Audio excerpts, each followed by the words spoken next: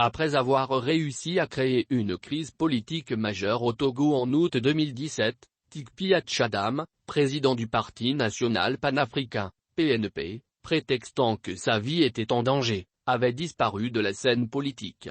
Et jusqu'à ce jour, il n'est plus réapparu. Beaucoup de personnes se demandent si sa vie est toujours en danger.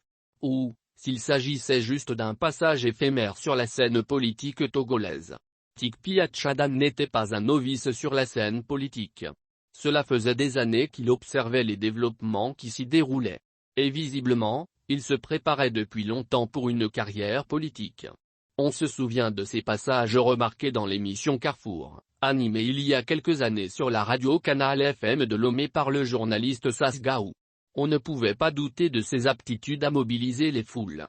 Sa manière même de s'exprimer, de poser les problèmes, la hargne avec laquelle il parle etc. donne la chair de poule.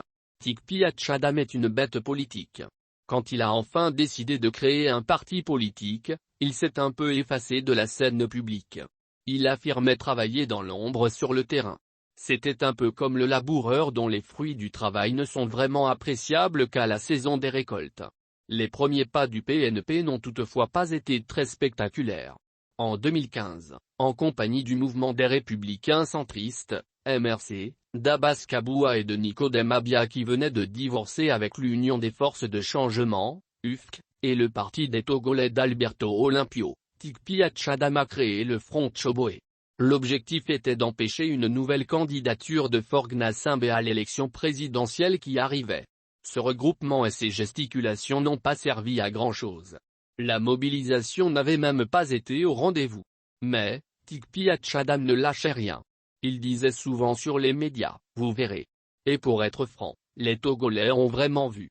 Après plusieurs mois d'activité avec ses bases, Tikpiat Chadam lance la mobilisation générale. Le samedi 19 août 2017, il lance une manifestation simultanée dans plusieurs villes du Togo dont Lomé, Kepalimé, Atakpamé, Agné, Sokodé, Bafilo etc. Ce fut une véritable surprise pour tout le monde. Visiblement, même le général de brigade Damea Miark, ministre de la Sécurité et de la Protection civile et ses services étaient aussi surpris par la mobilisation. Malheureusement, la manifestation a dégénéré à plusieurs endroits, notamment à Lomé et à Sokodé. À Lomé, le natif de Kparato était porté en triomphe. Étant de la communauté Thème, Tikpiat Chadam a eu beaucoup de succès partout où ces derniers étaient présents sur l'ensemble du territoire national. On l'accusait de communautarisme et de vouloir embraser le pays. Il faut reconnaître que ce jour-là, le Togo a frôlé le pire. Par exemple, des armes de guerre avaient été dérobées au commissariat de la ville de Sokodé. On reconnaît à Tikpiat Chadam sa capacité à mobiliser sur l'ensemble du territoire national.